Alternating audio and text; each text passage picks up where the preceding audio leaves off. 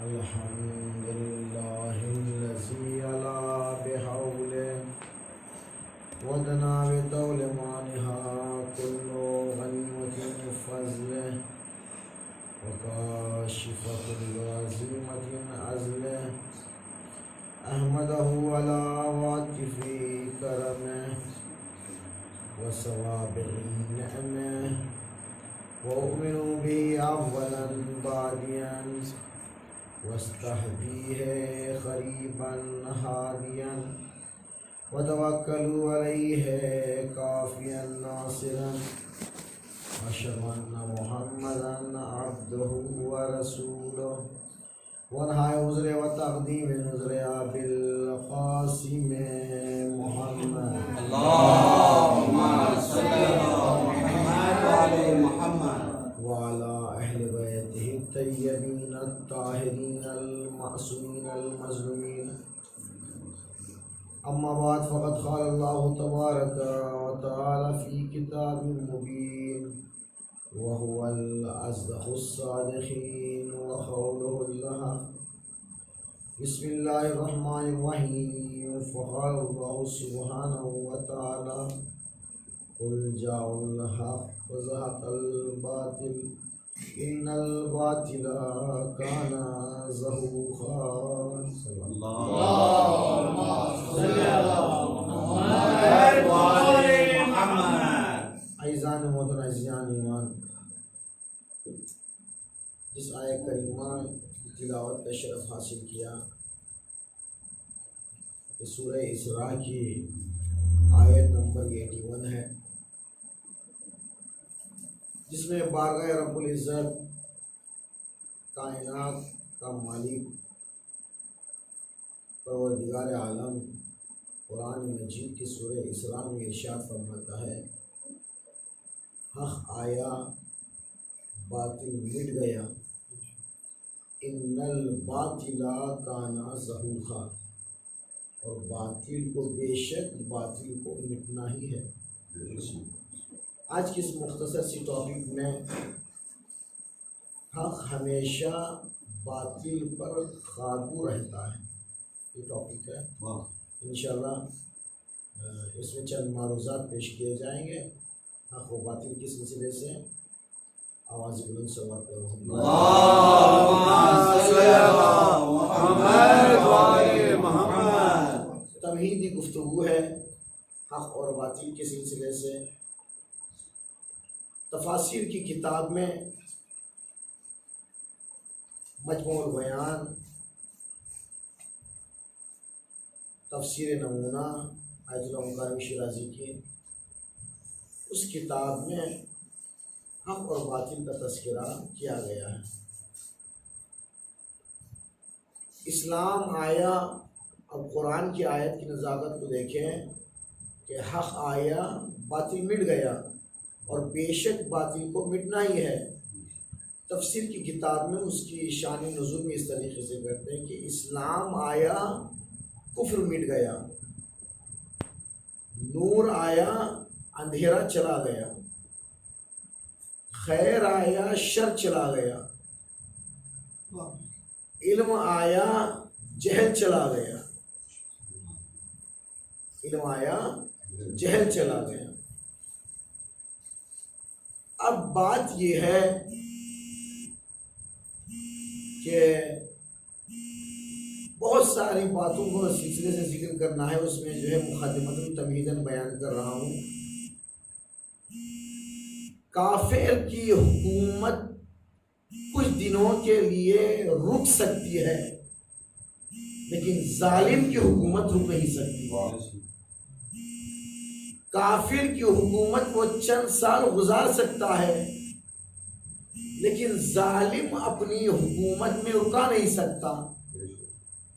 اب چاہے واقعہ کربلا کو لے لیجئے، اب چاہے ہندوستان کے انقلاب کو لے لیجئے، اب چاہے انقلاب ایران کو لے لیجئے، اور دیگر ممالک میں جتنے بھی انقلاب آئے ہیں وہ ظلم و تشدد کی بنا پر انقلاب آئے ہیں۔ ایران کا انقلاب یوں آیا کہ شاہ ظلم و ستم کرنا شروع کر دیا تھا، اور وہ جو پردے دار عورتیں آتی تھی ان کو بے نقاب کرتا تھا کہ تم پردے میں مت رہو۔ اب امام خمینی ایران میں آئے تو شاہ نے کہا کہ تم چلے جاؤ۔ امام خمینی نے کہا کہ جہاز تمہارے لیے تیار ہے، میرے لیے تیار نہیں ہے۔ اب میں آیا ہوں انقلاب کو برپا کرنے کے لیے، اب میں آیا ہوں انقلاب کو برپا کرنے کے لیے، اب جو ہو جائے جیسا ہو جائے اب اسلامی حکومت قائم کرنا ضروری ہے۔ شاہ نے کہا تھا کہ جو بھی گھر کے باہر آئے گا اسے قتل کر دیا جائے گا، اسے بندوق سے اڑا دیا جائے گا۔ امام خمینی نے کہا کہ مومن کا، مسلمان کا، شیعہ کا گھر میں رہنا حرام ہے، وہ گھر کے باہر چلے جائے۔ یہاں تک کہ مرد تو مرد، عورتوں بھی باہر گھر کے باہر نکل گئی، وہ گولیوں سے وار کر رہے تھے، عورتیں پھول پھینک رہے تھے اور کہہ رہے تھے ہم انقلاب کو برپا کریں گے۔ یعنی یہ حکومتیں اس طریقے سے ہیں۔ اب ہندوستان کے حکومت کو دیکھیں، ہندوستان کی حکومت میں ظلم زیادہ ہو گیا تھا۔ اب لیڈرشپ جیسے کیا، لیکن لیڈرشپ نے، گاندھی جی نے کہا کہ ہم انقلاب کو برپا کرتے ہیں اس بنا پر، اس بنیاد پر کہ ہم کربلا سے درس حاصل کر رہے ہیں۔ یعنی اگر گاندھی جی کربلا کا سہارا نہ لیتے تو ہندوستان کا انقلاب برپا نہ ہوتا۔ گاندھی جی نے کہا کہ 72 افراد نے ہزاروں لشکر پر بھاری ہو گئے، ہم اتنے افراد ہیں کیسے بھاری نہیں ہو سکتے؟ اب انقلاب برپا ہو گیا۔ اب کربلا کا انقلاب اور ہر انقلاب کے لیے نمونہ ہے۔ کربلا کا انقلاب ہر انقلاب کے لیے نمونہ ہے، اس لیے کہ کربلا میں جو انقلاب آیا، یزید ظلم و تشدد کر رہا تھا اور وہ کسی طریقے سے بیعت کو حاصل کرنا چاہ رہا تھا۔ وہ کسی نہ کسی طریقے سے کا مدینہ منورہ میں رہ گئے، مدینہ منورہ میں رہا کہ وہاں پر کہا کہ بیعت حسین سے لے لو، حسین نے بیعت نہیں کیا۔ مکہ پہنچا، وہاں کے لوگوں سے کہا کہ حسین سے بیعت لے لو، حسین نے بیعت نہیں کیے۔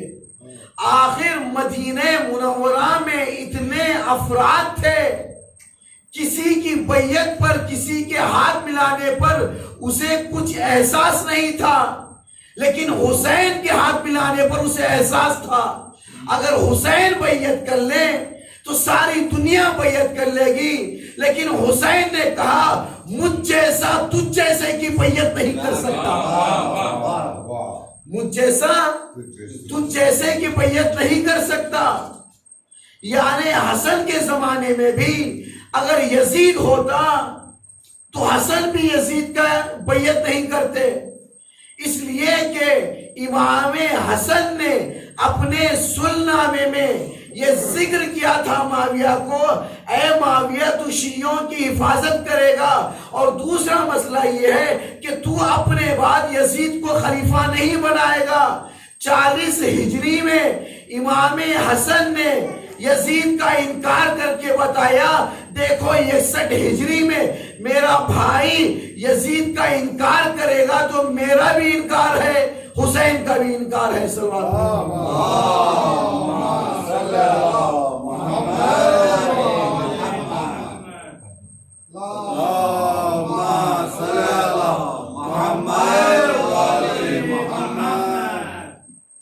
یعنی یہ انقلاب حسین کے ذریعے سے آیا۔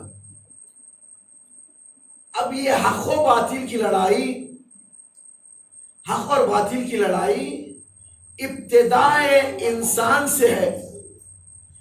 جب سے انسان خلق ہوا اس دور سے حق و باطل کی لڑائی ہے.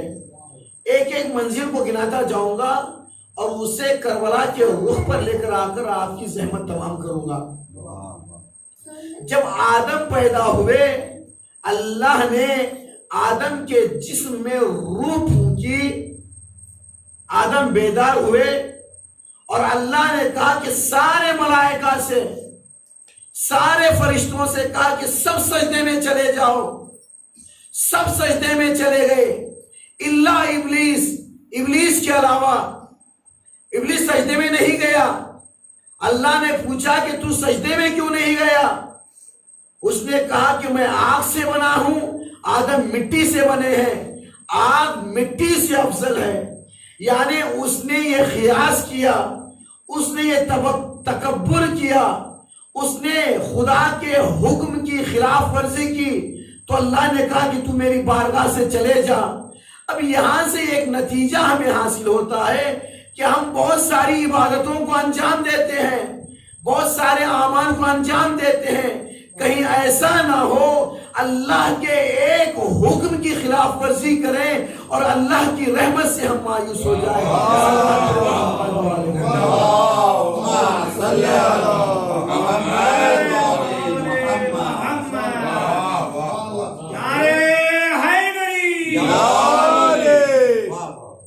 ایک حکم کی خلاف ورزی کرنے پر کئی سالوں کی ابلیس کی محنت ضائع ہو گئی.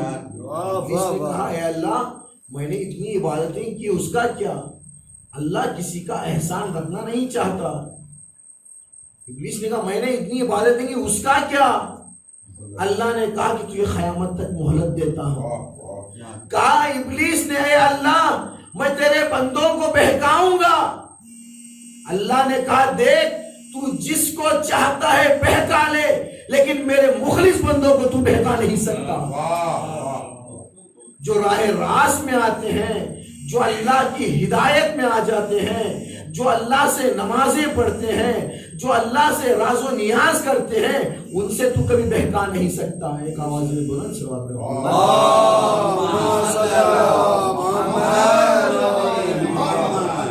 اب یہ سلسلہ آگے بڑھا، حابیل قابیل تک باری آئی. قابیل نے حابیل کو قتل کر دیا. کیوں قتل کیا؟ اس کی وجہ یہ تھی کہ آدم بارہا قابیل کے سامنے حابیل کی تعریف کرتے تھے کہ میرا بیٹا نیک بندہ ہے، اللہ نے مجھے بیٹا عطا کیا ہے.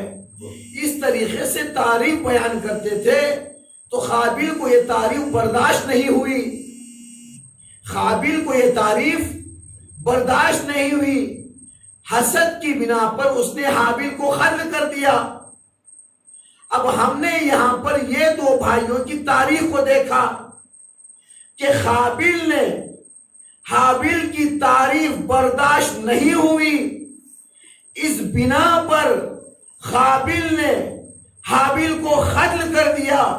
اب ہم کربلا کے میدان میں دو بھائیوں کی تاریخ کو دیکھا، ایک عباس کی تاریخ کو دیکھا، ایک حسین ابن علی کی تاریخ کو دیکھا.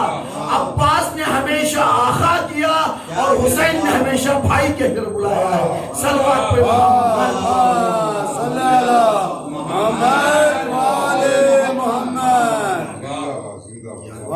سبحان اللہ. کربلا ہر لحاظ سے نمونہ ہے. بے شک بے شک. انسان کی زندگی گزارنے کا سلیقہ کربلا سکھاتی ہے. اب یہ سلسلہ حق و باطل کا سلسلہ آگے بڑھا، موسیٰ پیغمبر تک پہنچا.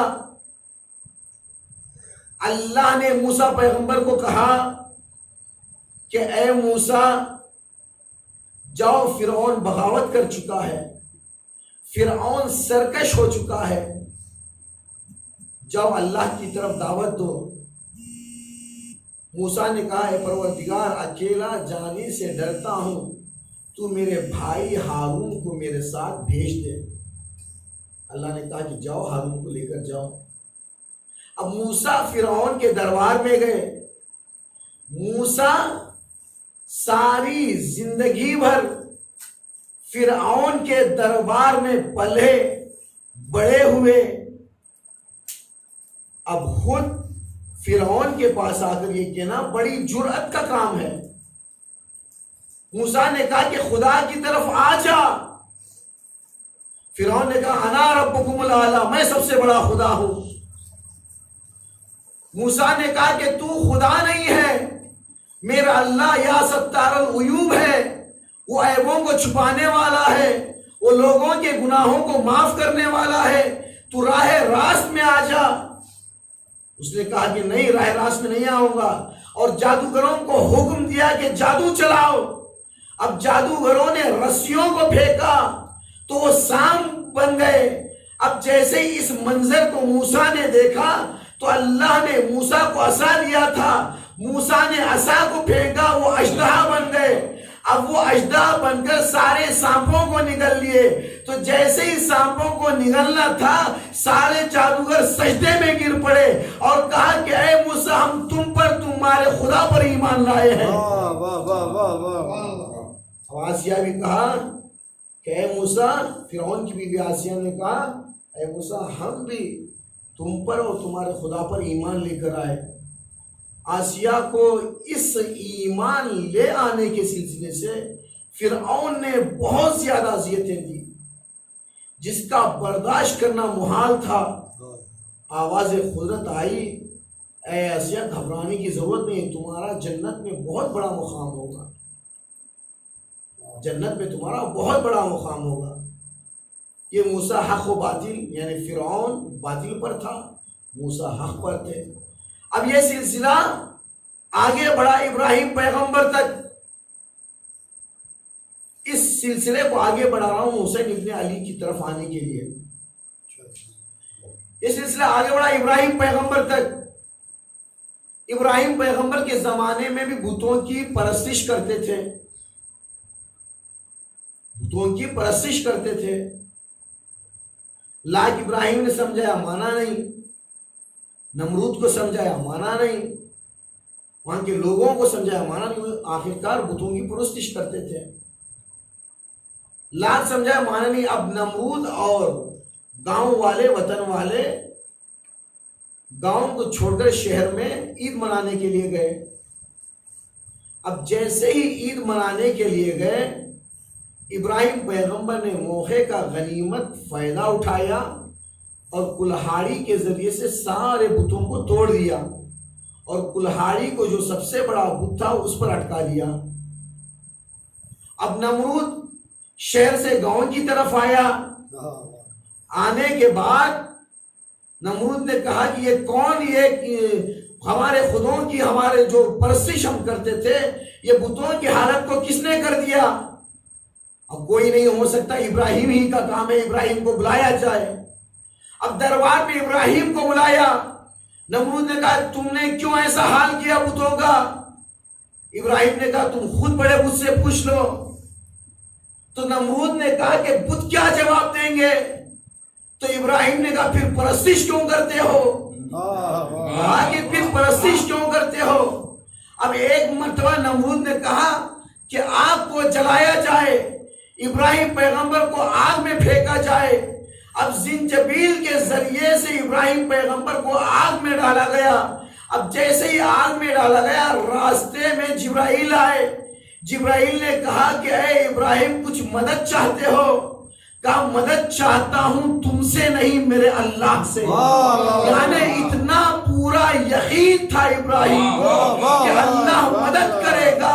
تو اللہ کی یہ بات اللہ کو بہت پسند آئی، اللہ نے آگ سے حرارت کو نکال لیا۔ اللہ نے آگ سے حرارت کو نکال لیا اور وہ آگ گلزار ہو گئی۔ اللہ کے بندوں کو اللہ بہت چاہتا ہے اور وہ راہ راست میں آ جاتے ہیں تو اللہ اس کی ان بندوں کی محبت کرتا ہے۔ ایک آواز بلند صلوات پڑھیں اللہم صلی علی محمد، نعرہ حیدری، صلوات پر محمد و آل محمد، اللہم صلی علی محمد۔ اب یہ سلسلہ پیغمبر تک پہنچا. یہ بہت سارے واقعات ہیں، انبیاء کے بہت سارے واقعات ہیں، سب کو ذکر کریں گے تو اشرے کی ضرورت ہے، اس میں دامن وقت میں گنجائش نہیں ہے. منزل تک پہنچنے کے لیے میں آ رہا ہوں. ایک آواز سے بلند صلی اللہم صلی علی محمد. اب یہ سلسلہ آگے بڑھا پیغمبر اکرم تک. اب پیغمبر اکرم کے زمانے میں بھی لوگ بتوں کی پرستش کرتے تھے. پیغمبر اکرم نے کہا قولوا لا الہ الا اللہ تفلحون، تم لا الہ الا اللہ کہو فلاح پا جاؤ گے، کامیاب ہو جاؤ گے. 40 سال تک پیغمبر اکرم نے لوگوں کو راہ راست میں لے کر آئے، اور سب ابو جہل، ابو لہب، ابو طالب کے پاس پہنچتا ہے، کہتا ہے کہ اے ابو طالب تم اپنے بھتیجے کو سمجھاؤ کہ وہ ہمارے بتوں کی توہین کر رہا ہے. اب ایک مرتبہ ابو طالب نے پیغمبر اکرم سے یہ نہیں کہا کہ بیٹا محمد تم بتوں کی توہین کرنا چھوڑ دو، بلکہ ابو طالب نے کہا کہ بیٹا اس میں تمہارا مشورہ کیا ہے، اس میں تمہارا مشورہ کیا ہے. پیغمبر اکرم نے کہا کہ اے چچا ابو طالب، میرے ایک ہاتھ میں سورج کو رکھ دیا جائے اور دوسرے ہاتھ میں ساری کائنات کی دولت کو رکھ دیا جائے اور مجھ سے کہا جائے کہ تم اپنے مقصد سے دور ہو جاؤ تو میں سورج کو ٹھکرا دوں گا، ساری کائنات کی دولت کو ٹھکرا دوں گا، میں اپنے مقصد سے باز نہیں آؤں گا. اب یہ سلسلہ آگے بڑھا. اب پیغمبر اکرم کی نبوت کا مسئلہ آیا.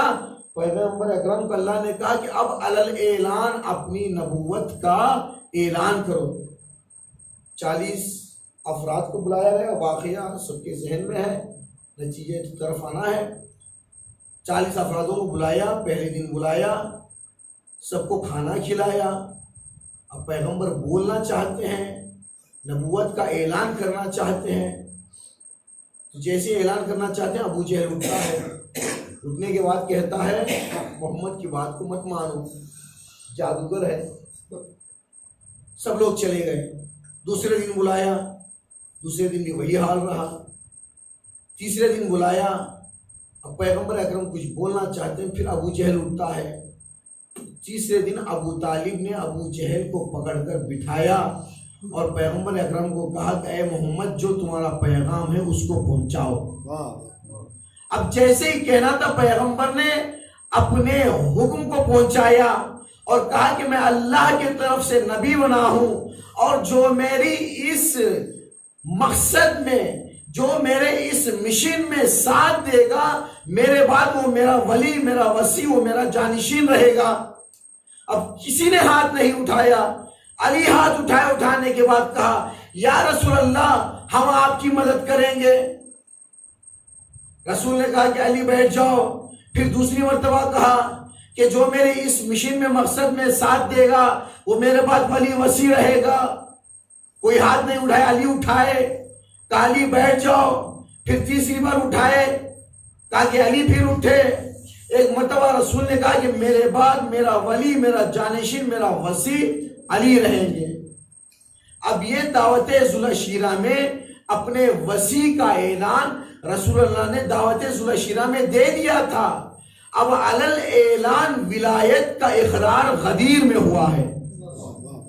علل اعلان ولایت کا اقرار غدیر میں ہوا ہے. غدیر میں ولایت کے پیغام کو پہنچانا بہت ضروری تھا. اس لیے اللہ کا کچھ لہجہ بدلا. اللہ نے پیغمبر اکرم پر وحی کی، یا ایھا الرسول بلغ ما انزل الیک من ربک فإن لم تفعل فما بلغت رسالہ. اے رسول جو ہم نے تمہیں پیغام پہنچایا ہے اس کو پہنچا دو. اگر تم نے اس پیغام کو نہ پہنچایا تو کار رسالت کے کسی فعل کو انجام نہیں دیا. اب رسول ممبر پر گئے، جانے کے بعد کہا اے مسلمانوں کیا میں تمہارے نفسوں کا مالک نہیں ہوں؟ سب نے کہا بلا یا رسول اللہ. یا رسول اللہ آپ ہمارے نفسوں کے مالک ہیں، اس لیے کہ ہم جہل میں پڑے ہوئے تھے، آپ نے ہمیں علم سکھایا، ہمیں نماز نہیں آتی تھی، آپ نے نماز کے طریقے کو سکھایا، ہمیں روزہ نہیں آتا تھا، آپ نے روزے کے طریقے کو سکھایا، حج و زکوٰۃ و خمس و جہاد احکامات اسلامی کو آپ نے ہمیں سکھایا، راہ راست میں آپ لے کر آئے، آپ ہمارے نفسوں کے مالک ہیں۔ تو ایک مرتبہ رسول اللہ نے کہا من کنت مولا فہذا علی المولا۔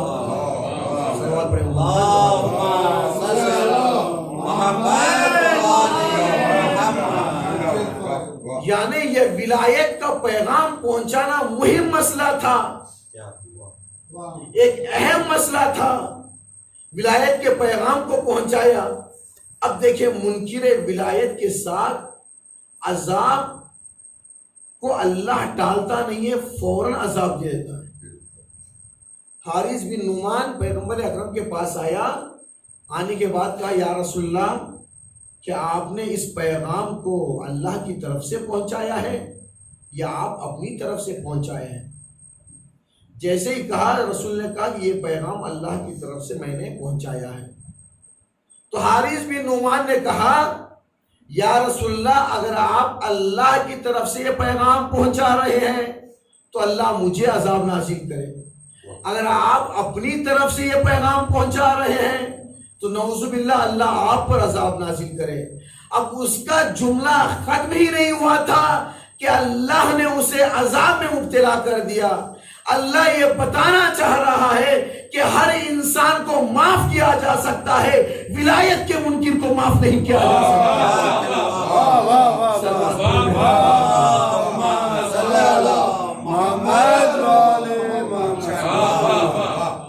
ہر منکر کو، ہر شخص کو معاف کیا جا سکتا ہے، ولایت کے منکر کو معاف نہیں کیا جا سکتا۔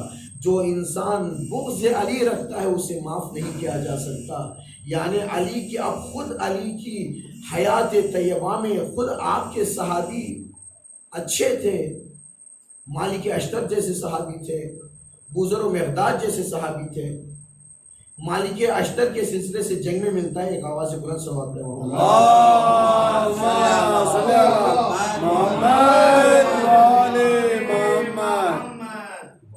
مالک اشتر کے سلسلے سے ملتا ہے، ایک جنگ میں مالک اشتر اور علی دونوں موجود تھے، دونوں نے بھی قتل کیا۔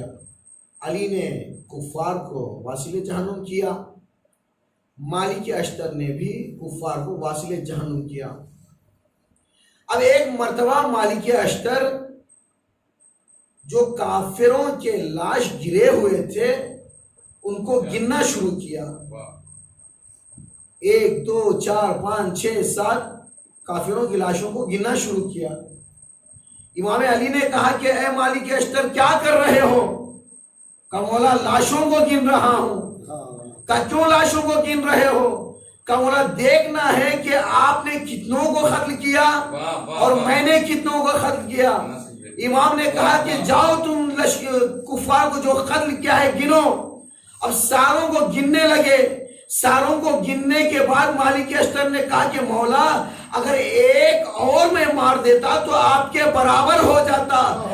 مولا کائنات نے مالک اشتر سے کہا اے مالک اشتر تمہاری تلوار جس کو چاہتی ہے اسے مار دیتی ہے، لیکن علی کی تلوار نسلوں کو پرکھ کر مارتی ہے۔ نعرے حیدری، علی کی تلوار نسلوں کو پرکھ کر مارتی ہے، اگر کوئی اس میں مومن بھی ہو تو اسے چھوڑ دیتی ہے۔ نسلوں کو پہچان، جہاں پر مالک اشتر کا یہ شجاعانہ فضائل ہے وہیں پر اخلاقی بھی ہیں۔ اب اخلاقی فضائل کو دیکھیں، مالک اشتر کوفے میں گزر رہے ہیں، دیکھا کہ ایک شخص نے مالک اشتر سے گستاخی کی اور وہ شخص نہیں جانتا تھا کہ یہ مالک اشتر ہے۔ اس نے کوڑا اٹھا کر مالک اشتر پر ڈال دیا۔ اب جیسے ہی کوڑا اٹھا کر مالک اشتر پر ڈال دیا تو مالک اشتر نے کچھ نہیں کہا اور سیدھا مسجد کی طرف چلے۔ اب اب اس شخص سے جس نے مالک اشتر کو کوڑا ڈالا تھا بازو والوں نے بتایا کہ تو جانتا ہے یہ کون ہے؟ کہ میں نہیں جانتا یہ کون ہے. کہ یہ مالک اشتر ہے، علی کے صحابی ہے مالک اشتر، اور مالک اشتر کی شجاعت کوفے میں عام تھی. کہا یہ علی کے صحابی ہیں. اس نے کہا علی کے صحابی ہیں. اب وہ معافی مانگنے کے لیے مالک اشتر کے پیچھے پیچھے جاتا ہے. اب دیکھا کہ مالک اشتر مسجد میں ہے. اب ایک مرتبہ وہ وارد ہوا مسجد میں، دیکھا کہ مالک اشتر نماز پڑھ رہے ہیں. نماز کو ختم کیا تو اس نے کہا کہ اے مالک اشتر مجھے معاف کرنا، میں نہیں جانتا تھا کہ آپ اللہ کے صحابی ہیں.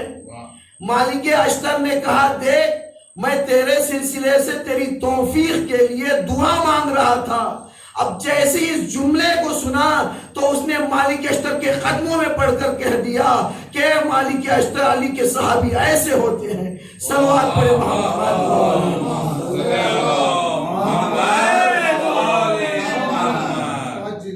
علی کے صحابی اس طریقے سے ہوتے ہیں. دامن وقت میں گنجائش نہیں ہے. اپنے فضائل کے ایک دو جملے کو ذکر کر کے مصائب کے رخ میں آنا چاہتا ہوں. اب جو حسین کربلا کے میدان میں آئے، سارے انبیاؤں کی محنت کو یزید ضائع کرنا چاہتا تھا، برباد کرنا چاہتا تھا، لیکن حسین نے بچا لیا. اسی لیے خواجہ نصیر الدین چشتی نے کہا کہ شاہ است حسین، مشہور شعر ہے. خواجہ نصیر الدین نے کہا، اس کا ترجمہ بھی ذکر کر دیتا ہوں. شاہ است حسین بادشاہ است حسین. حسین شاہ ہیں، حسین بادشاہ ہیں. دین است حسین، دین پناہ است حسین. حسین دین ہے اور دین کی پناہ بھی ہے. سرداد ناداد، یہ فارسی شعر ہے. سرداد ناداد دست در دست یزید. سر دے دیا حسین نے لیکن بیعت نہیں کیا. سر دے دیا حسین نے، بیعت نہیں کیا. حق کے بنا لا الہ است حسین. حق کی بنیاد حسین ابن ابی طالب ہے.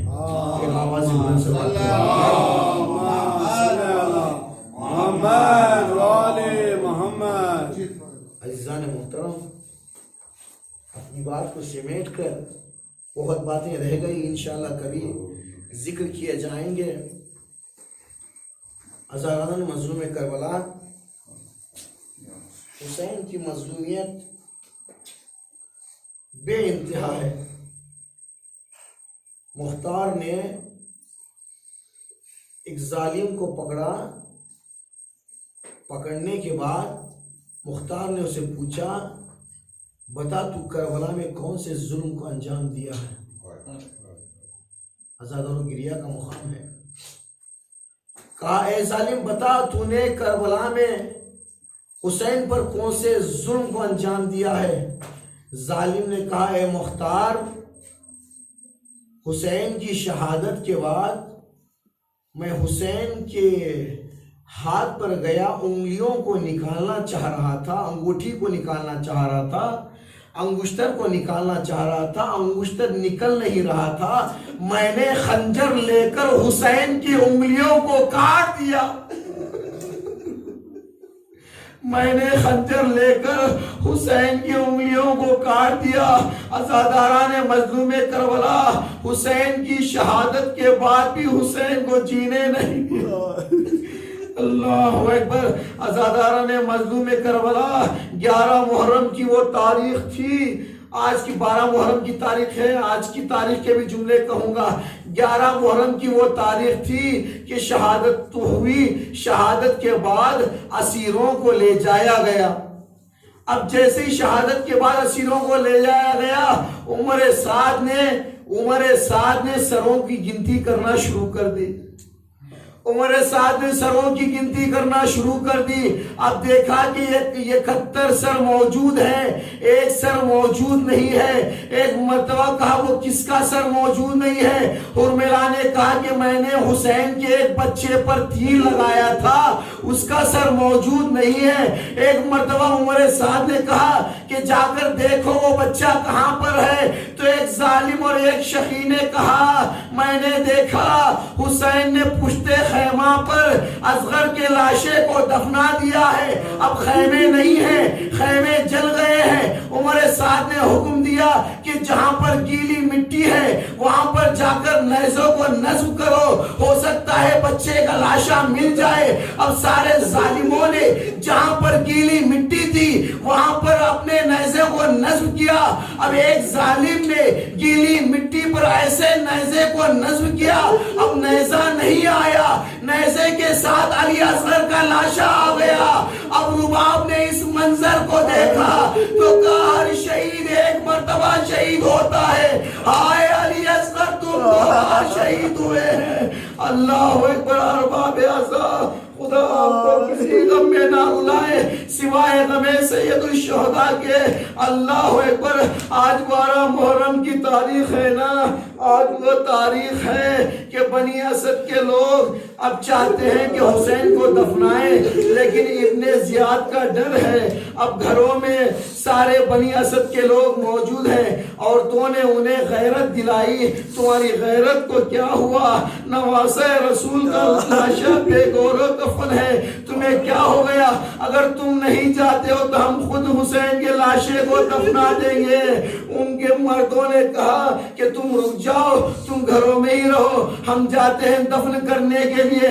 اب جیسے ہی گئے دفن کرنے کے لیے دیکھا کہ سر موجود نہیں ہے، اب کس کا لاشا کہاں پر دفن ہے؟ اب بے اجاز امامت سید سجاد آتے ہیں۔ اب انہوں نے دیکھا کہ کوفے سے ایک شخص آ رہا ہے، ایک مرتبہ دیکھا کہ کوفے سے ایک شخص آ رہا ہے، دیکھا کہ وہ کوئی نہیں ہے، ہمارا امام سید سجاد ہے، ہمارا امام سید سجاد ہے۔ سید سجاد نے کہا اے بنی اسد کے لوگوں آؤ میرا تھوڑا مدد کر دو۔ اب ایک مرتبہ بنی اسد کے لوگ آئے، اب ایک مرتبہ امام سب کے لاشوں کی معرفت کروا رہے ہیں۔ یہ میرا بھائی علی اکبر کی لاش ہے، اس کو دفنا دو۔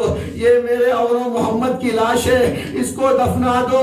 یہ میرے قاسم کی لاش ہے، اس کو دفنا دو۔ یہ میرے اصغر کی لاش ہے، اس کو دفنا دو۔ اب سارے لاشوں کو دفنا دیا گیا۔ اب بنی اسد کے لوگوں نے کہا مولا ہم نے سارے لاشوں کو دفنا دیا، اب ہم گھر جا رہے ہیں۔ اب ایک مرتبہ سید سجاد نے کہا ایک اور زحمت ہے، فرات کے کنارے میرے چچا عباس کی قبر ہے۔ اب ایک مرتبہ فرات کے کنارے جاتے ہیں، سید سجاد نے وہ منظر کو دیکھا۔ سید سجاد نے اپنے ابا کے دامن کو پھیلایا، پھیلانے کے بعد عباس کے لاشوں کو ظالموں نے ٹکڑے کر دیا تھا، جمع کیا اور قبر میں دفن کر دیا۔ ایک مرتبہ آیت اللہ بحر العلوم سے کسی نے کہا اے آیت اللہ بحر العلوم ہم نے سنا ہے، ہم نے تاریخ میں سنا ہے عباس کا خط اونچا تھا، عباس کی خبر اتنی چھوٹی کیسے ہو گئی؟ آیت اللہ بحر العلوم نے کہا تم نے صحیح سنا ہے، لیکن عباس کی شہادت کے بعد ظالموں نے عباس کے لاشے کو ٹکڑے ٹکڑے کر دیا۔ انا للہ